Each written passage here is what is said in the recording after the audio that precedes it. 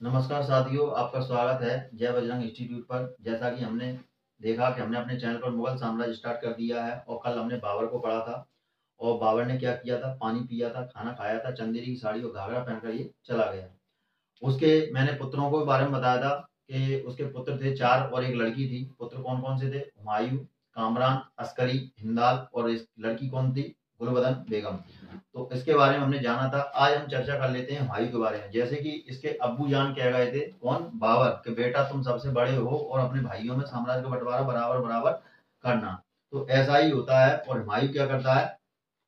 अपने भाई कामरान को क्या देता है? लाहौर और कंधार देता है और स्वयं पाकिस्तान, अफगानिस्तान और उत्तर पश्चिमी का क्षेत्र रखता है। इसके बाद और भाइयों से पूछता है, या अस्करी से पूछता है, हिंदाल से पूछता है कि तुमको भी कुछ चाहिए क्या? तो वो दोनों भैया बेचारे हाथ जोड़ के खड़े हो जाते हैं, भैया हमें सिर्फ तुम अपने चरणों में शरण दो, हमको कुछ नहीं चाहिए, इसको दे दो। चलिए, यहाँ तक बात हो जाती है। अब बात कर लेते हैं हुमायूं के शासनकाल की थोड़ी सी। तो हुमायूं क्या रहता है, इसका जन्म रहता है तुम्हारा 6 मार्च 1508 ईस्वी में इसका जन्म होता है। इसके शासनकाल की यदि हम बात करें तो 1530 से लेकर 1540 तक यह शासन करता है। और इसके बाद 15 साल तक यह निर्वासित जीवन व्यतीत करता है। मतलब 15 साल के अंतर्गत इसके साथ में एक ऐसी घटना घटित होती है, पहले तो यह युद्ध स्थल से भागता है और उसके बाद फिर यह अपना साम्राज्य छोड़कर ही भाग जाता है। तो यहाँ पर ये 15 साल निर्वासित जीवन व्यतीत करता है। कारण क्या रहता है कि इसका एक सबसे बड़ा शत्रु जो इसके पापा की सेना में, यानी कि अब्बू जान की सेना में, बाबर की सेना में शामिल रहता है, बिहार का राज्यपाल रहता है, और वो रहता है कौन? शेर शाह सूरी। शेर शाह सूरी के बचपन का नाम रहता है फरीद खान। और इसका शेर खान नाम इसलिए पड़ा क्योंकि इसने 9 वर्ष की आयु में, कितने? मात्र 9 वर्ष की आयु में शेर का गला चाकू से काट दिया था। इसलिए बाहर खान लोहानी नामक एक व्यक्ति ने इसको शेर खान की उपाधि दे दी। और शेर शाह सूरी की उपाधि है कन्नौज, वो चौसा के युद्ध के बाद में अपनी उपाधि धारण करता है। तो यहाँ पर हम देख लेते हैं क्या होता है 15 साल बाद। और फिर उसके बाद 1555 से लेकर 1556 तक यह पुनः शासन करता है। जो हुमायूं रहता है वह ज्योतिष शास्त्र पर बहुत विश्वास रखता है और सप्ताह में जो 7 दिन होते हैं तो सातों दिन अपने अलग अलग रंग के कपड़े ये पहनता है। इसका ऐसा मानना है कि अगर पंडित जी जो बताएंगे या इनके जो कौन होते हैं, संत वगैरह, पीर वगैरह जो बताएंगे तो उन्हीं के हिसाब से ये चलता था। और 7 दिन में अलग अलग रंग की ड्रेस पहनता था। क्या होता है कि इसकी पत्नी के बारे में थोड़ी बात कर लें तो इसकी पत्नी रहती है कौन? हमीदा बानो बेगम। और हमीदा बानो बेगम कौन है? जो इसके भाई हैं हिंदाल। हिंदाल के आध्यात्मिक गुरु की कौन रहती है? यह पुत्री रहती है। ठीक है। अब इसके बाद देख लेते हैं क्या होता है कि जो इसका दुश्मन होता है फरीद खान, तो उसका जन्म होता है 1472 ईस्वी में। कहाँ होता है? वज्रवाड़ा, गुजरात में। कहाँ होता है? वज्रवाड़ा में होता है। और वज्रवाड़ा में जन्म होने के बाद ये इसके पापा की सेना में शामिल होता है, अब्बू जान की सेना में, और बिहार का राज्यपाल बना दिया जाता है। 1539 में शेर खान क्या करता है? इससे चौसा का युद्ध करता है। कौन सा युद्ध करता है? चौसा का युद्ध करता है। और शेर खान की सैन्य शक्ति देखकर युद्ध स्थल छोड़कर कौन भाग जाते हैं? भाई साहब हुमायूं भाग जाते हैं। और यहीं से शेर खान क्या करता है? अपनी उपाधि धारण कर लेता है। कौन सी? शेर शाह की उपाधि है, धारण कर लेता है। इसके बाद यहाँ तक ये पीछा छोड़ने वाला नहीं होता है। 1540 में यह इसके पीछे भागते हुए शेर खान कहाँ पहुंच जाता है? कन्नौज, जहाँ पर बिलग्राम का युद्ध होता है। अब बिलग्राम का युद्ध होता है तो बिलग्राम युद्ध में क्या होता है? ये साम्राज्य छोड़कर ही भाग जाता है। और भागकर कहाँ जाता है? यह अमरकोट के राजा, जो पाकिस्तान में अमरकोट प्रांत है, वहां के राजा रहते हैं बीरसाल, उनके यहाँ महल में जाकर छुप जाता है। 1540 से लेकर 1545 तक इनके महल में 5 साल तक यह छिपा बैठा रहता है। यहीं पर 15 अक्टूबर 1542 को इसकी पत्नी है जो हमीदा बानो बेगम, उनके गर्भ से अकबर महान का जन्म होता है। किसका जन्म होता है? अकबर महान का जन्म होता है। इसके बाद हम देखते हैं यहाँ से यह दोस्ती कर लेता है बीरसाल से, अमरकोट के राजा से। इसके बाद यह ईरान के जो शाह होते हैं तहमास्त, उनके यहाँ जाता है। 1545 से लेकर 1555 तक वहां पर यह रहता है। मतलब उनसे भी यह दोस्ती कर लेता है अच्छी तगड़ी। और फिर क्या करता है? दोनों की सहायता से, दोनों इसको मिल गए तो यह कंधार और काबुल पर क्या कर लेता है? यह पुनः अधिकार अपना कर लेता है मध्य एशिया पर। याद हो कि कन्नौज जो चौसा का युद्ध था उससे पहले 1533 ईस्वी में जो हुमायूं रहता है, यह दीन ए पनाह नामक एक शहर की स्थापना करता है। और इसमें क्या होता है? एक शेर मंडल पुस्तकालय बनवाता है और उसकी सीढ़ियों से गिरकर 1556 में इसकी मृत्यु हो जाती है। जो तुम्हारा लैनपुल रहता है वह बताता है कि जो हुमायूं है यह जिंदगी भर लुटकता पुटकता रहा और अंत में इसकी मृत्यु हुई, लुटकती पुटकती हो गई। अब बात कर लेते हैं 1555 ईस्वी की। इसकी मृत्यु से पहले क्या हुआ था? शेर शाह सूरी जो तुम्हारा रहता है, इसका लास्ट का जो अंतिम शासक रहता है सूरी वंश का, तो उसका शासक रहता है सिकंदर सूरी। तो सिकंदर सूरी के साथ यह मतलब शक्ति तो इसकी बढ़ी गई थी, दोनों राजा थे, तो तीनों राजाओं की सहायता से ये तीनों मिलकर क्या करते हैं, सिकंदर सूरी को पराजित कर देते हैं और पुनः 1555 में यह गद्दी पर बैठ जाते हैं। और गद्दी पर बैठने के बाद क्या करते हैं, ये अपने साम्राज्य का चलन करते हैं। और 1556 में इनकी क्या हो जाती है, मृत्यु हो जाती है, जैसा कि मैंने अभी बताया। तो इनका जो मकबरा है वह कहाँ है, दिल्ली में है। ठीक है, अब इसके बाद बात कर लेते हैं थोड़ी शेर शाह सूरी के बारे में। शेर शाह सूरी भाई साहब क्या थे, जब अपन ने इनको यहाँ पर देख लिया, ये कन्नौज छोड़कर मतलब बेलग्राम का छोड़कर ये भाग गए थे। अब शेर शाह सूरी के बारे में थोड़ी बात कर लेते हैं। तो शेर शाह सूरी थे, शेर शाह सूरी बहुत ही खतरनाक प्रवृत्ति का व्यक्ति था। मतलब क्या था कि उसकी निगाह पड़ी थी मध्य प्रदेश में। कहाँ निगाह पड़ी थी, मध्य प्रदेश में। मध्य प्रदेश के रीवा रियासत पर उसकी निगाह पड़ गई थी। तो रीवा के राजा रहते हैं भान सिंह, तो उनको यह मारने जा रहा था, लेकिन रीवा के राजा भान सिंह, जो हमारा बुंदेलखंड है, बुंदेलखंड का प्रवेश द्वार कहा जाता है कालिंजर का किला, और कालिंजर के राजा रहते हैं कौन, कीरत सिंह। कीरत सिंह के जाकर यहाँ पर ये शरण ले लेता है, कीरत सिंह इनको शरण दे देते हैं। तो शेर खान देख लेता है, और शेर खान कहता है चलो किले की किलेबंदी करते हैं। तो किले की वह किलेबंदी करता है, और आग्ने नामक उक्का एक शस्त्र रहता है, उक्का नामक आग्ने शस्त्र रहता है, एक बम टाइप का गोला होता है, किले की दीवार पर फेंकता है। अपने साथ में बहुत सारी सामग्री पास में खड़ा रहता है कि भाई मैं इन अस्त्रों का प्रयोग करूंगा और किलों को ध्वस्त कर दूंगा। लेकिन क्या कहता है, इससे पहले इसने क्या कहा था, इसका मतलब एक कथन था शेर शाह सूरी का, यह कहता था कि यदि भाग्य ने मेरा साथ दिया और सौभाग्य मेरा मित्र रहा तो मैं मुगलों को दिल्ली की गद्दी से उधेड़ फेंकूंगा या खदेड़ फेंकूंगा। लेकिन बेचारे का भाग्य साथ नहीं देता है। जब यह किले की दीवारों पर यह फेंकता है, सोचता है कि मैं बम का गोला वहां पे फेंकूंगा और ये किला ध्वस्त हो जाएगा, फिर मेरा ही राज चलेगा। लेकिन क्या होता है, किले की दीवार से वह उक्का नामक जो अस्त्र रहता है, यह लौटकर वापस इसके पास ही गिरता है और एक घमासान विस्फोट होता है, जिसमें क्या होता है, शेर शाह सूरी की बैंड बज जाती है। शेर शाह सूरी एक धमाके के साथ उड़ जाते हैं। शेर शाह सूरी ने क्या किया था, तो शेर शाह सूरी ने ग्रैंड ट्रंक रोड बनवाई थी। ठीक है, और इन्होंने कई एक दो चीजें हैं, जैसे चांदी का रुपैक्का नामक इन्होंने जारी किया था। तो ये थे कुछ शेर शाह सूरी के पॉइंट। शेर शाह सूरी का पुत्र रहता है कौन, इस्लाम शाह सूरी। कौन रहता है, इस्लाम शाह सूरी। और इस्लाम शाह सूरी तुम्हारा ये जतारा टीकमगढ़ के अंतर्गत आती है, वहां पर आक्रमण करता है, और उसको इसका युद्ध होता है भारती सिंह बुंदेला से, तो वहां पर भी इसको यह भगा दिया जाता है। तो मतलब ऐसा है, जब पिता के काम को अधूरा पूरा करने के लिए इस्लाम शाह सूरी जाते हैं, तो भारती बुंदेला से इनका युद्ध होता है, वहां पर भी इनको मुंह की खानी पड़ती है। और अंत में क्या होता है, सूरी वंश का सर्वनाश हो जाता है, और हुमायूं क्या करता है, यहाँ पर ये सारी एक्टिविटी करता है। तो उम्मीद करता हूँ आपको स्टोरी पसंद आई होगी। अब हम करते हैं पॉइंट कवर। तो आपको डाल लेना है ऊपर हुमायूं, इसी तरीके से। ठीक है, हुमायूं डालने के बाद फिर आपको क्या करना है, इनका लिखना है पूरा नाम। पहले जैसे कि हम लिखते हैं, तो यहाँ पर लिखना है अपन को पूरा नाम। पूरा नाम क्या है, पूरा नाम है नसीरुद्दीन हुमायूं। नसीरुद्दीन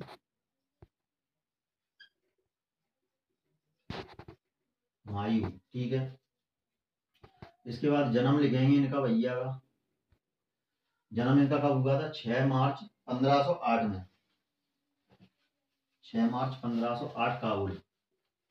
6 मार्च 1508 ईस्वी कहाँ हुआ था हमारा, काबुल में। इसके बाद हम क्या लिखेंगे, इनका शासनकाल। शासनकाल क्या रहता है इनका, तो शासनकाल रहता है इनका 1530 से लेके 1540 ईस्वी। और फिर रहता है तुम्हारा 1555 से लेके 1556। इन 15 सालों में इसने क्या किया, तो 15 सालों में निर्वासित जीवन व्यतीत। 40 और 15 55 होते हैं, तो 15 सालों में क्या किया, 15 साल निर्वासित जीवन व्यतीत। निर्वासित जीवन मतलब भागता रहा, शेरशाह पड़ गया पीछे। निर्वासित जीवन, और प्लस में यहाँ पर क्या लिखना है आपको, शेरशाह सूरी। शेरशाह सूरी। ठीक है, इससे आपको स्टोरी कवर हो जाएगी जब पॉइंट को देखोगे।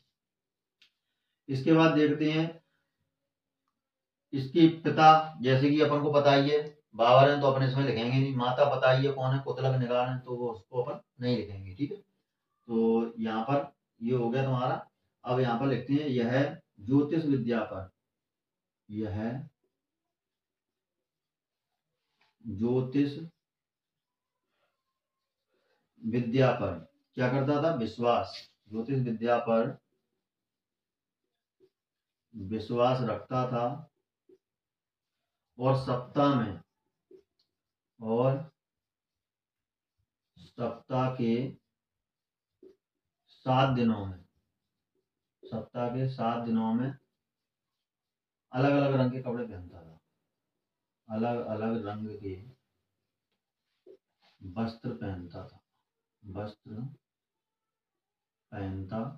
था। ठीक है। इसके बाद इनकी पत्नी कौन है? इनकी पत्नी जैसा कि हमने बताया था आपको, हमीदा बानो बेगम। और हमीदा बानो बेगम कौन है? हमीदा बानो बेगम के कोष्टक में आपको लिखना है हिंदाल, जो कि इसका भाई है। तो क्या लिखेंगे? हुमायूं के भाई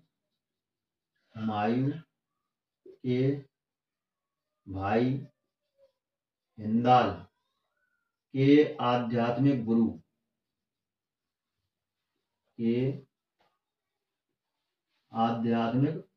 गुरु की बेटी।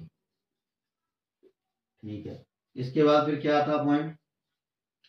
इन्होंने अपने भाई को, कौन सा भाई है इनका? कामरान को कंधार और काबुल क्या दिया था? कंधार और काबुल इन्होंने कामरान को दिया। कामरान को कंधार और काबुल दिया। और कंधार और काबुल दे दिया इन्होंने। और पाकिस्तान, अफगानिस्तान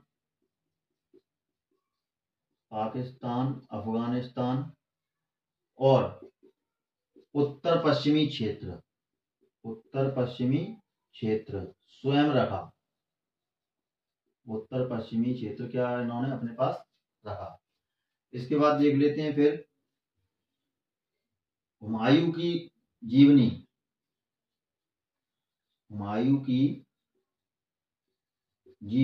कौन सी है? हुमायूं नामा। कौन सी जीवनी? हुमायूं नामा।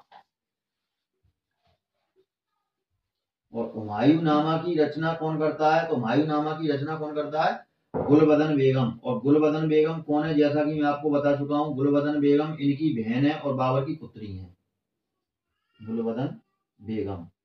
ठीक है। इसके बाद हुमायूं का सबसे बड़ा शत्रु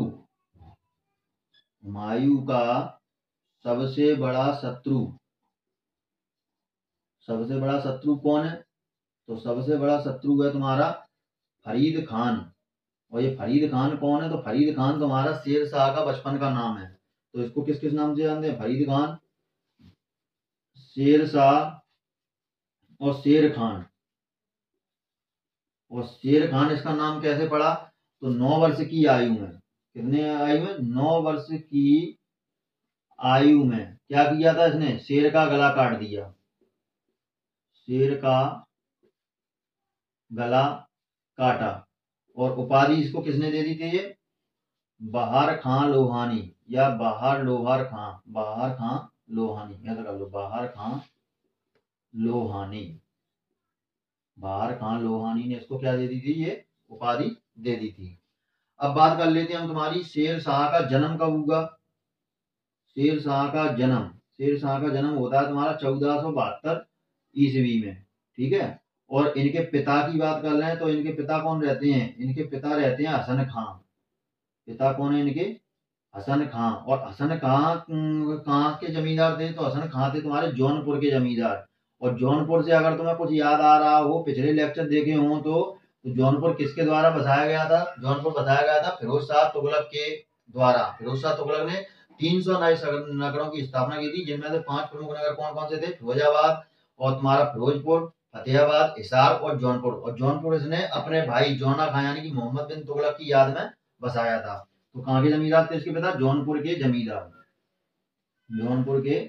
जमींदार। ठीक है। और ये शेर खां बाबर की सेना में, यहाँ पर लिखेंगे क्या? आगे लिख देते हैं, शेर खां बाबर की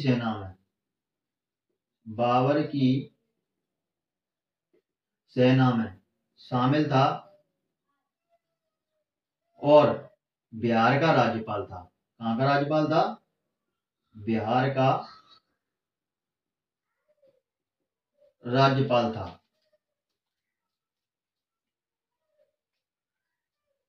यहाँ पर एक पॉइंट और लिखना, जन्म इसका हुआ था होशियारपुर बज्रवाड़ा में, ठीक है, होशियारपुर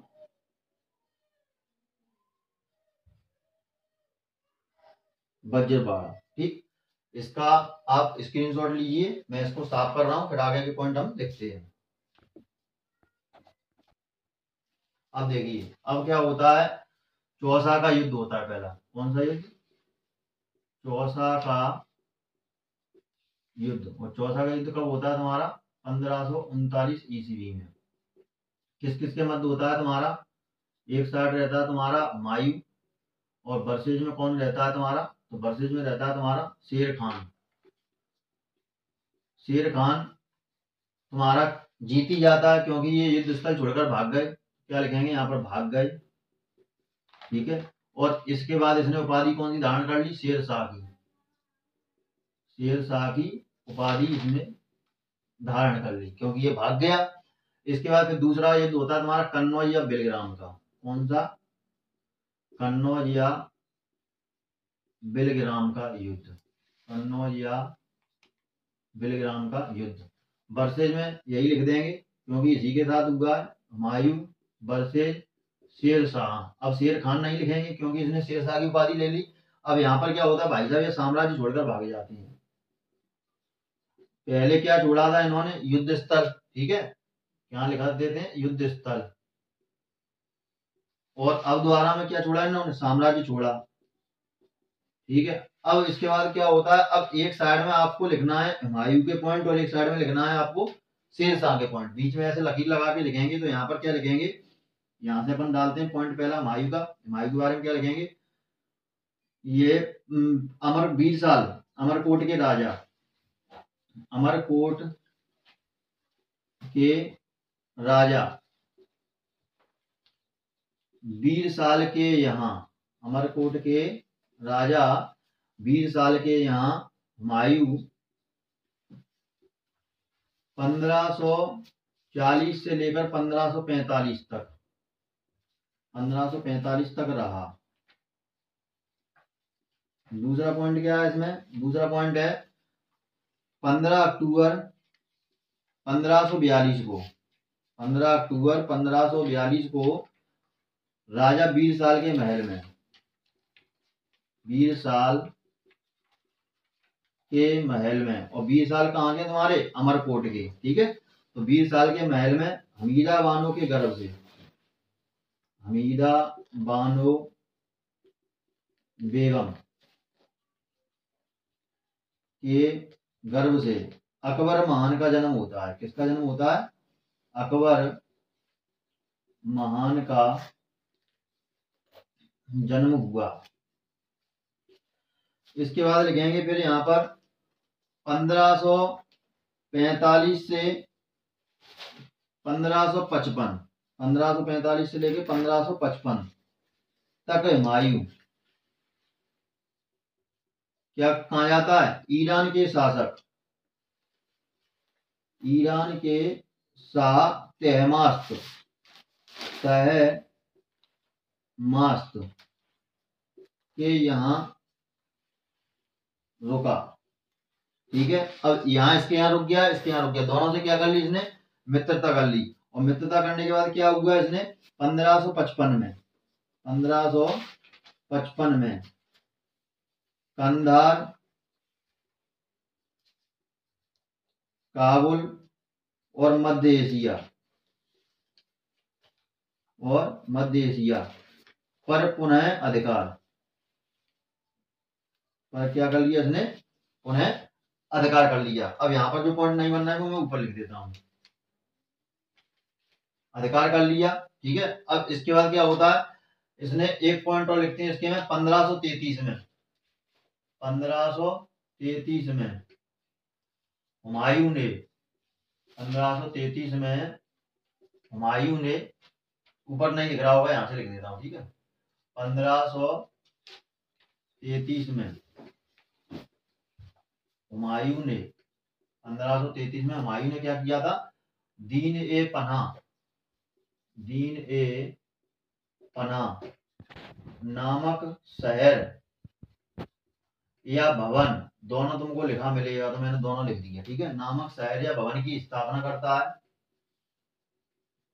स्थापना की, और 1556 में स्थापना की, और इसके बाद लिखेंगे 1556 में इसी भवन में, इसी भवन में स्थित शेरे मंडल, स्थित शेरे मंडल नामक पुस्तकालय की सीढ़ियों से, नामक पुस्तकालय की सीढ़ियों से, पुस्तकालय की सीढ़ियों से गिरकर मृत्यु। जैसा कि मैंने ये पॉइंट आपको शुरुआत में अरब आक्रमण में ही दिखा दिया था कि तुर्की आक्रमण में चौहान खेलते समय कौन मरा, सीढ़ियों से गिरकर कौन मरा, लकड़ी के महल में दबकर कौन मरा। तो यहाँ पर ये पॉइंट आपको नया नहीं लगेगा। तो क्या हुआ, पुस्तकालय सीढ़ियों से गिरकर मृत्यु।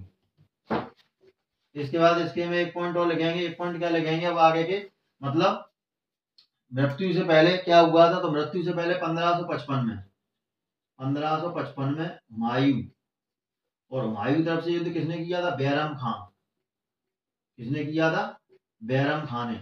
और किसके साथ युद्ध हुआ था, बरसेज में युद्ध हुआ था तुम्हारा किसके साथ, सिकंदर सूरी के साथ,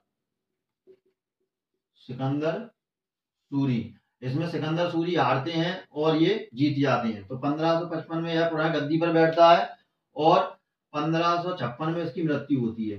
1556 में मृत्यु, जब ये जीत गया यहाँ पर गद्दी में बैठ गया, 1556 में मृत्यु हो गई। और मृत्यु होने का यहाँ पर थोड़ा पॉइंट में साफ करूंगा नीचे की तरफ, आपने लिख लिया होगा उम्मीद करता हूँ। और यहाँ पर क्या होता है, इसकी मृत्यु हो जाती है। मृत्यु होने के बाद क्या होता है, इसको दफना दिया जाता है। कहाँ दफना दिया जाता है, दिल्ली में मृत्यु होती है और दिल्ली में दफना दिया जाता है, दिल्ली में दफनाया गया, ठीक है। तो पूछा जाता है कि हुमायूं का मकबरा कहाँ है, तो हुमायूं का मकबरा कहाँ है, दिल्ली में है। अब जो इसका मकबरा है उसको यूनेस्को की में, यूनेस्को की सूची में, यूनेस्को की सूची में 1992 में शामिल किया गया। कब किया गया, 1992 में शामिल किया गया, ठीक है। अब यूनेस्को का फुल फॉर्म देख लीजिए, यूनेस्को का फुल फॉर्म समझ लीजिए, सुन लीजिए, कई बार पूछा गया है। तो इसका फुल फॉर्म हो जाएगा United Nations Educational Scientific and Cultural Organization. और इसकी स्थापना कब होती है, 16 नवंबर को होती है, 16 नवंबर 1945 को। पेरिस और फ्रांस में इसका क्या है, मुख्यालय है। तो यूनेस्को के लिए भी मैंने एक फैक्ट आपका यहाँ पर तैयार कर दिया है बोलकर, आप उसको चाहो तो अपने नोट्स में लिख सकते हो। अब चलते हैं इधर शेरशाह की तरफ। तो यहाँ पर शेरशाह के पॉइंट में अपन क्या लिखेंगे, शेरशाह सूरी का, शेरशाह सूरी का अंतिम अभियान, अंतिम अभियान कालिंजर का अभियान था, कालिंजर का अभियान था, ठीक है। क्या हुआ था, कालिंजर के राजा, कालिंजर के राजा, और ये कालिंजर का किला क्या कहा जाता है, बुंदेलखंड का प्रवेश द्वार। इसको भी आपको ध्यान रखना है, कालिंजर क्या है, बुंदेलखंड का प्रवेश द्वार। और बुंदेलखंड तुम्हारा कहाँ फैला हुआ है, आधा मध्य प्रदेश में और आधा कहाँ है, उत्तर प्रदेश में, ठीक है। तो यहाँ पर अपन को क्या लिखना है, कालिंजर के राजा, कालिंजर के राजा कौन थे, कीरत सिंह, कालिंजर के राजा कीरत सिंह ने, कालिंजर के राजा कीरत सिंह ने रीवा के राजा, रीवा के राजा भान सिंह को शरण दी, भान सिंह को शरण दी, ठीक है। शेरशाह सूरी ने किलेबंदी की, शेरशाह सूरी ने किलेबंदी की, ठीक है। उक्का नामक, उक्का नामक आग्नेय शास्त्र का प्रयोग किया, आग्नेय नामक शास्त्र का प्रयोग किया एक विस्फोट में, एक विस्फोट में शेर शाह सूरी की मृत्यु। शेर शाह सूरी की मृत्यु, ठीक है। अब इसकी मृत्यु हो गई क्योंकि इसके भाग्य ने साथ नहीं दिया। इसका कथन क्या था कि यदि भाग्य ने मेरा साथ दिया और सौभाग्य मेरा मित्र रहा तो मैं मुगलों को दिल्ली की गद्दी से खदेड़ दूंगा। तो यहाँ पर आपको ये पॉइंट खुद से नोट करना, मैं इसको लिखूंगा नहीं बोर्ड पर। और लैनपूल ने इसके समय में क्या कहा था कि हुमायूं जिंदगी भर लुटकता पटकता रहा और उसकी मृत्यु भी लुटकती पुटकती रही। तो ये भी पॉइंट आपको खुद से ही लिखना, मैं इसमें मेंशन नहीं करूंगा, बस आपको या तो लिखना है या नोट्स में अपने दिमाग में रखना, ठीक है। मृत्यु हो जाती है शेरशाह मूरी की, शेरशाह सूरी की, सॉरी मूरी कह दिया। यहाँ पर फिर क्या होता है, शेरशाह का मकबरा, इसका मकबरा, मकबरा कहाँ है इसका, तो मकबरा है सासाराम बिहार में। कहाँ है, सासाराम बिहार में। इसने सड़क ए आजम, सड़क ए आजम या ग्रांड ट्रंक रोड बनवाई। ग्रांड ट्रंक रोड मतलब सड़क ए आजम रोड इसने बनवाई, लेकिन अब इस रोड को किस नाम से जाना जाता है, ग्रांड ट्रंक रोड के नाम से जाना जाता है। इसने रुपए का नामक सिक्का जारी किया। रुपए का नामक सिक्का जारी किया, ठीक है। इसके बाद क्या लिखना है आपको,